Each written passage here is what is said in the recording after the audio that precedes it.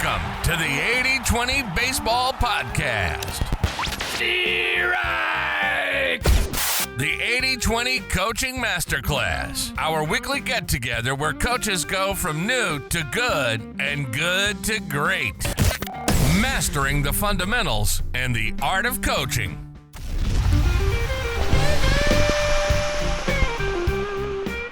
Welcome 80-20 baseball community. As always, I'm pumped up to be here for our weekly get-together where we're elevating our baseball knowledge, our coaching knowledge, our skills, and we're doing it efficiently here in our weekly check-in, our fast-paced path to being better coaches, better players, better parents. Now, I did have a topic ready to go for this episode that I think we all need to hear so we as coaches can elevate our hitters' hitting game for those players that are listening so you can elevate your hitting game. I was really excited to share out some good hitting tips with all of you, but I had a last minute guest join us on this podcast. So we are going to interrupt our regularly scheduled programming and bring you part one of the 80-20 baseball interview with Coach Ballgame. Coach Lowe, who everybody calls Coach Ballgame, has joined the 80-20 baseball community to share out some awesome wisdom. And part one today is about 20 minutes. It's loaded with at least 9 takeaways, which includes Coach Ballgame discussing the benefits of giving each player a nickname and how those nicknames are actually chosen. Also his unique way of leveraging rewards and how it's a win-win approach and a little bit atypical. You'll also hear him talk about the specific ways to help our players be more relaxed in those high-pressure game situations. And here's a quick rundown of 7 other key things that he hits on and shares some excellent wisdom with us as he discusses each one. A good way to handle kids that don't buy in right away. 2 things we can do as coaches that don't involve talking, but can help our players be at ease, be more comfortable, and play more freely. He shares a great story about how a wise assistant coach he was working with was able to turn around a very challenging player for the rest of the season in just one talk. He shares how we can better understand why kids bully. He also discusses the success he's had with challenging players by talking softly. And lastly, he shares a fun and efficient way to communicate the expectations for the season with all the team's parents so everybody's on the same page. With that said, we're going to dive right in to part one of our interview, our discussion with Coach Ballgame. All right, I am super excited to be here with Coach Ballgame, Coach James Lowe. How are you doing, James? Well, I'm good. Yeah, real name James, but nobody calls me James except my mom and my wife. Nowadays, it's just Ballgame or Coach Ballgame. So, yeah, happy to be here, man. Thank you for having me. I love the name Coach Ballgame. I'm so glad you could be on. First off, before we dive in, maybe you could share your backstory with the listeners, your path to where you're at now, for those that don't know you, and what you're currently doing in the baseball world.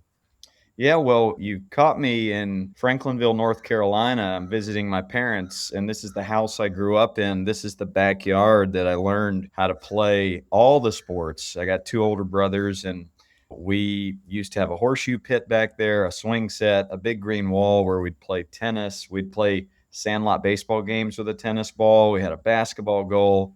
We'd invite all the neighbors over, and we would play all the sports all year long. A lot of Carolina red clay back there, so the shoes got good and muddy, and Mom would call us in when it was dinner time. But that was the genesis of my love of sport. My dad's a huge baseball fan, so we watched a lot of baseball games growing up, but basketball was actually my first love. I could shoot 100 free throws by myself, and I would do that every night. I thought basketball might be my ticket to college, but I stopped growing at 5'10", and baseball turned into the passion. I went to Eastern Randolph High School. We won a state championship my freshman year. That got me on the map. Brown University came calling for college, played 4 years there.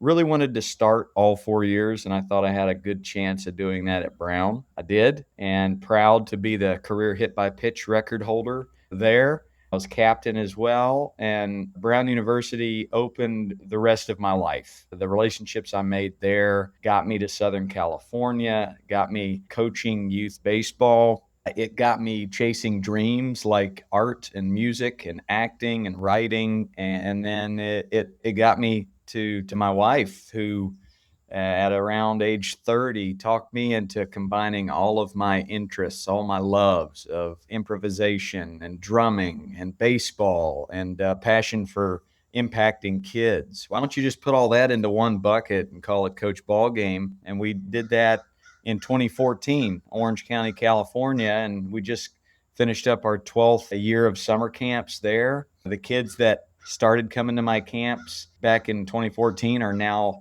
my coaches, and they're going off to college and having kids of their own. So it's been 22 years now of coaching kids, and I feel like I'm just getting started. But yeah, that's a little 3-minute spiel on who I am. I bet we've coached on quite a few of the same fields.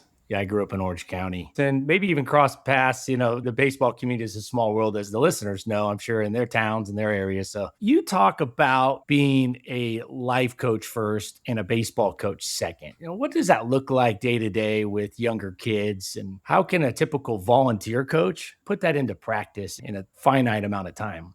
Yeah, well, I'll say this first. I didn't start out that way. I had mentors along the way that showed me that life coach first is a better path. I used to hit ground balls to kids as a rookie coach. And if they weren't doing what I asked or they didn't look interested, I kind of shunned them out or said, oh, well, you get out of here.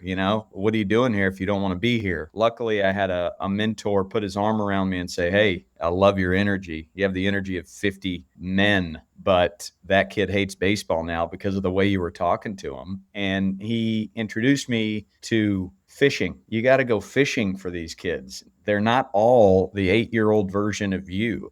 And I was obsessed with baseball. You didn't have to talk me into anything. I was out there early. I stayed late. But a lot of kids, you got to go fishing and find the key for each kid to unlock that love of the game. So once I started trying to get them to come back next year, then I realized, oh, I'm having more fun. They're having a lot more fun. And they're learning a lot more about life because they're staying longer. You bring them back next year, they learn a little more about overcoming failure and being a good teammate, and they learn a lot more about the sport, whatever sport that is. So I thank my mentors for taking those win at all costs or just focus on the player lens, take those off and focus on person first and coach hearts. So for a volunteer coach, maybe in their first year of coaching, what does that look like? Well, you got to get to know the person. You got to ask questions at the first practice like, hey, what's your name? What do you love to do other than soccer or other than baseball, whatever sport you're coaching? What fires you up? And give them a nickname based off of that. I'm known as the nickname guy in some circles, and people always ask, how do you come up with those nicknames? And I say, well, I don't. The kid does. I ask them questions about themselves. And the secret to that sauce is, yes, we get a fun nickname like Superman or Lloyd Christmas or Eternal Desert Boy or Peanut Butter and Jelly based off things they love. But more importantly, they understand, oh, Coach Ballgame, he cares about me as a human. He's curious enough to ask questions about who I am. So that's just a practical way to start your seasons off. Coaches, have the kids get in a little round circle, crisscross applesauce, and say, hey, let's get weird. Let's get to know each other. Let's create a family. And that goes a long way. The kids, they trust you, and then they'll actually listen to you, and they'll get outside their comfort zone when you challenge them because of that trust. So there you go.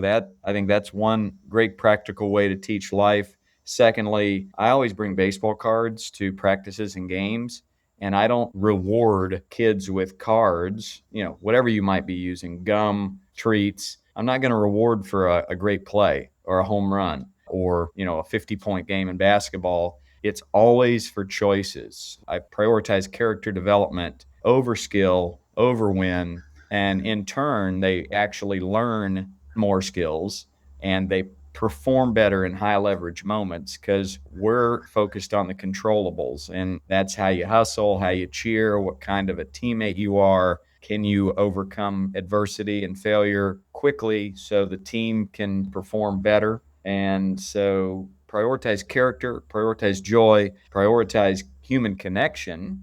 Then you become a much better baseball coach as a side effect. the side effects of prioritizing character and joy are they want to come a little earlier. They want to practice at home a little more so their skills get better. And there's no fear of failure in these big moments. You're not going to yell at them when they strike out, when the bases are loaded. You're going to say, hey, great try. Let's see how fast you can hustle to your position and help your team win on the defensive side. You're focused on that, and then they aren't so nervous in those big moments. Create that culture, freedom to fail. That's when we learn the most, and then you end up creating this culture of a big picture, long game that the parents can jump on board with. So all that to say, yeah, life coach, it's barely baseball. Hit that back button, rewind, and listen to that a couple more times. Awesome. And so well put. So you probably have some players that are a little shy, right? You get some players that are shy, maybe don't open up or standoffish, doesn't want to buy into that or open up and share out. How do you get some of those shy kids or kids that aren't really going to buy into, hey, here's my nickname or here's stuff about me? What are some things you do with those kids that probably need us more than any of the kids? 100%. There's another thing I did really terribly as a rookie coach, and Mike Schilt calls it a key. You got to find the different key to unlock each different type of personality. You're going to have Benny the Jets.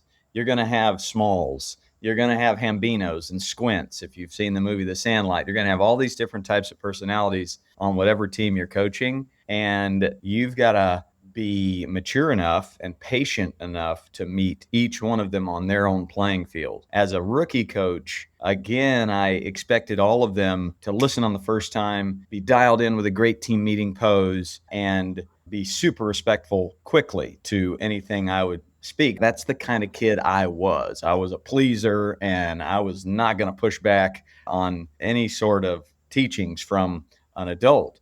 But you do have kids, whether they're a little rambunctious like a Hambino or a Squints, or they're super shy like a Smalls, that you've got to empty your tool pouch, so to speak. And that might mean slowing down your speech. It could be softening your tone a little bit. It could be, can't go through the front door with a, hey, what's your nickname? It's going to have to be through the side door with a, hey, bud, no rush here. We'll just call you by your real name until something fires you up. Maybe it's a teammate needs to go over to them, put their arm around them and say, hey, you okay? I've felt uncomfortable and shy before as well. So just expect you're going to have a dozen different personality types as you start coaching your teams, and do not demean one because they're different from the other. Praise loudly and constructively, criticize quietly and privately. Another thing I was not good at early on, and a lot of people think Coach Ballgame just dropped from heaven and started slinging nicknames and joy.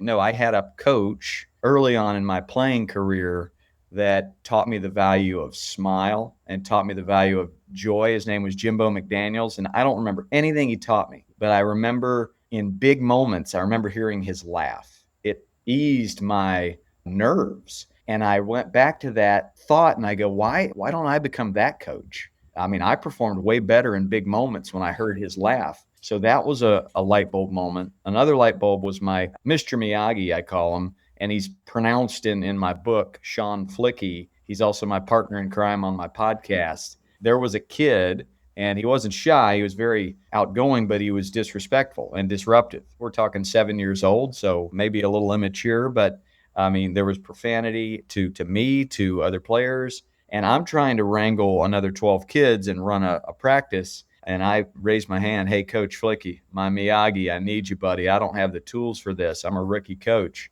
He was a little older, a sage man who had gone through the foster system and had 8 different foster families growing up. I ended up walking on at Stanford and playing baseball in the College World Series. Had coached kids his entire decade of his 20s, and now he's 30, and he takes this kid to the bleachers, and for 2 hours, he just sits there with him quietly. I peek in from time to time, and I see this kid talking, and this kid's talking, and this kid's talking. After 2 hours, didn't see Coach Flicky say a word. The child returns, and he's this different cat. For the rest of the day, for the rest of the season, he was different. And I knocked on Coach Flicky's door and I said, okay, that was different. What'd you do there, bud? He said, ball game, I gave him the thing I never had as a child. I just gave him love. I noticed right away he needed that. He was crying for help. It came out in the form of disrespect. And so I just listened to him. I listened to him rant for 2 hours. And I knew that would help him a lot. And that was another light bulb moment. As Flicky was walking away, he said, now, this is going to take you a lifetime to figure out what I just told you, but enjoy the process. The journey is the prize. And so slowly but surely, I've had more and more of those types of kids, whether it be ADHD, whether it be issues going on at home, at school, bullying, autism, whatever it might be. You have different types of personalities, different types of kids who learn differently. And you've got to be mature enough, patient enough to take the time to meet them all on their own playing field. And that's why you got to have assistant coaches. You got to have somebody running the herd, and then you've got the one-on-one with the kid that's climbing the fence or being disruptive. And that very important to build a team of coaches that are willing to show up and volunteer their time to help in those instances. I love how you started off telling the listeners how you weren't perfect at the beginning. And, I made so many mistakes as a young coach. So I think that, listeners, coaches, don't get out there and beat yourself up. You don't have to be perfect. And I'll tell you what Coach Ballgame is sharing here, this is going to expedite. If you're listening closely and you're going to take this out there, it will expedite your coaching learning curve and make you a great coach much faster. One of the things, and I want your thoughts on this, I would love to hear your thoughts, is ego versus empathy. Coaches and teachers and parents is sometimes we think the kid is acting out to get at us. It's about us. Like they're trying to undercut us, undermine us. We take it personally, and it's part of the ego. But what we need to have is immediate empathy. I tell young teachers, as soon as a kid starts acting up, you have to ask, where has he been hurt in life? What adults have let him down? Where is he not getting love? Does that make sense, Coach? 100%. And again, there's another failure of young Coach Ballgame. Didn't have the bandwidth, the depth to understand that fact that when somebody is acting out, there's always a bullying. There's always a bully for the bully. There's always a reason underneath the acting out. Could be not enough attention, could be too much attention. Either way, there's a cry for help anytime they're acting out. And for me, it's finding that balance of not enabling. There's no enabling going on in my book. I create a culture of these are the expectations. This is what we're going to do.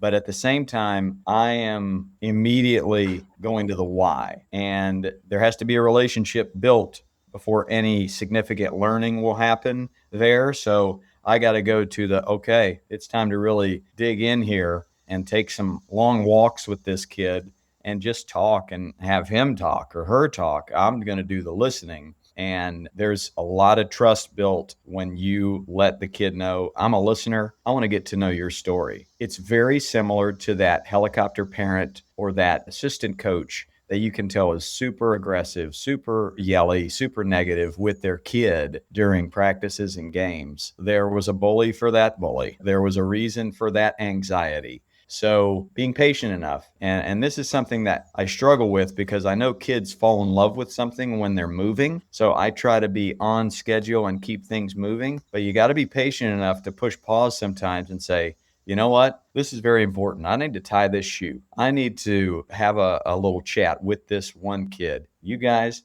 go play a kickball game, and I'll be back in a little bit.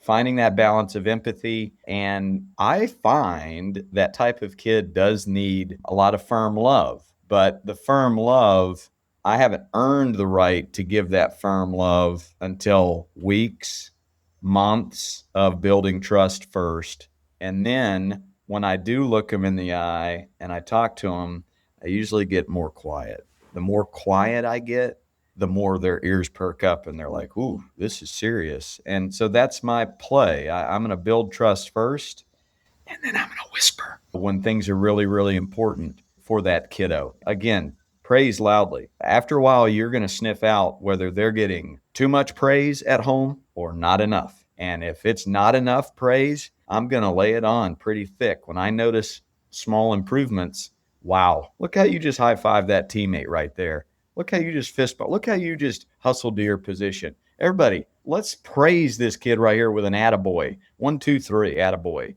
and I'm going to constructively criticize very privately, quietly from the back row. At no point is public embarrassment or shame going to work, specifically with that type of kid. So not soft coaching if you're patient. It's not soft parenting if you're taking the time to build trust. But I've found a good balance there and the willingness for them to jump on board with me. I'm firm but super quiet in those moments. Tough love, the love comes first on a lot of kids, on most kids. You got to love them first before you get tough. You got to make those deposits before you make those withdrawals. And the worst withdrawal, like you said, I truly believe is putting them on blast in front of everybody, especially certain kids. That can empty your bank account and it may never fill back up with your relationship capital with that kid. So real quick too, the assistant coaches. So those of you that are starting a team up in the fall, you're going to take a team, get assistant coaches. If they don't even know anything about baseball, you can coach them up to work with kids, like Coach Ballgame said, to work with kids and connect with kids, or to buy you some time and maybe take the team over and do some stuff and supervise the team while you build connections. So if anything, have assistant coaches so you can have somebody to branch off and build connections. I love it. I used to team teach in the inner city, like Compton, Watts area. And I used to team teach and just have one teacher teach and the other one's building connections the entire time. And we would flip-flop. I worked with a guy, Fernando Cervantes, Mr. Cervantes. He grew up in Southgate, still lives in Southgate, which is right next to Compton. It's pretty rough here. He knew the kids and some of the kids he couldn't connect with. We would just flip-flop kids and connect. So, Coach, what do you think about before the season, doing something to get to know the kids better, proactively get to know kids? What are some things to help kind of expedite to learning about kids and maybe proactively having them share out, maybe at the first practice, a pre-season get together, or maybe even like a survey that they fill out, their parents could fill out to give you some background information? I think a survey is good. I think the kid creating like an art board of things they love, bringing that into the first or second practice so we can get to know everybody and create this family is huge. I'm a big fan of a barbecue, or maybe it's a post first practice pizza party where you have your practice. And then I love a good kickball because there's no issues with safety. They can play a game of kickball and the parents can go to the side, eat some pizza, and get to know all those parents. At that barbecue, that's when I'm talking to all the parents saying, hey, I can't do this by myself. Can anybody help me? I'd love to split these kids up into small groups at these practices. And you don't have to be a savant coach. Just need somebody there, a warm body to help. That way we can have small group stations rotating through those. Those are a big deal. And then you bring the kids in and you say, hey, we've gotten to know all the parents. All the parents have nicknames. Now it's your turn. I'd love to get to know you guys while we eat pizza. I think that face-to-face is valuable. The survey and the email, I think they're very important, but the face-to-face is really going to connect twice as fast. If you can have a barbecue before your first practice, even better. If you can't, like I'm coaching my daughter's soccer team this fall, we're going to have a little post first practice gathering and we're going to get to know each other because everybody's got to get on the same page. As far as the adults go, then the kids will fall in line. They really do treat everything as creed that we do. If we're anxious, they're anxious. If we're treating the games as life or death, then they are doing the same. So getting your parents on the same page early, and then the kids are going to fall in line. But I love a good barbecue or a pizza party and say, hey, we're just going to find nicknames for everybody to see who the first person is that can memorize all the nicknames. What's the importance of this, kids? We're a family for the next 3 months. These relationships that we create are way more important than our win and loss record. So a great culture starter right there would be the barbecue. All right, that wraps up part 1 of our discussion with Coach Ballgame. Part 2 will come out next Tuesday. I think this one was loaded with useful information, and for that reason, I wanted to break it up to allow us to digest all that wisdom that we just heard over the course of the next week and figure out how we can infuse that into our coaching practices, into our coaching plans. And then next week, we're going to lay on another level of awesome wisdom, knowledge, tips, strategies to be better coaches and make youth baseball a whole lot better. All right, this has been Coach Bo with 80/20 Baseball. We continue to roll along as the longest running weekly youth baseball podcast. I feel like we just keep getting better. We'll see you next Tuesday as a new episode, a fast-paced episode comes out every Tuesday. Until then, you can head over to 8020baseball.com. There's loads more over there to help elevate your game. So you got that. And until next week, let's keep taking care of our health so we can be at our best for our families, our close friends, and we can be at our best when we go out to the baseball field and make the most out of our time out on the diamond. Knowledge is not power. Knowledge is not useful at all unless we do something with it. So like the late, great Tony Gwynn with 2 strikes, take this information and go put it into play. Doesn't have to be pretty. Just get out there, put it into play, and see what happens. Y'all take care. Until next week, adios.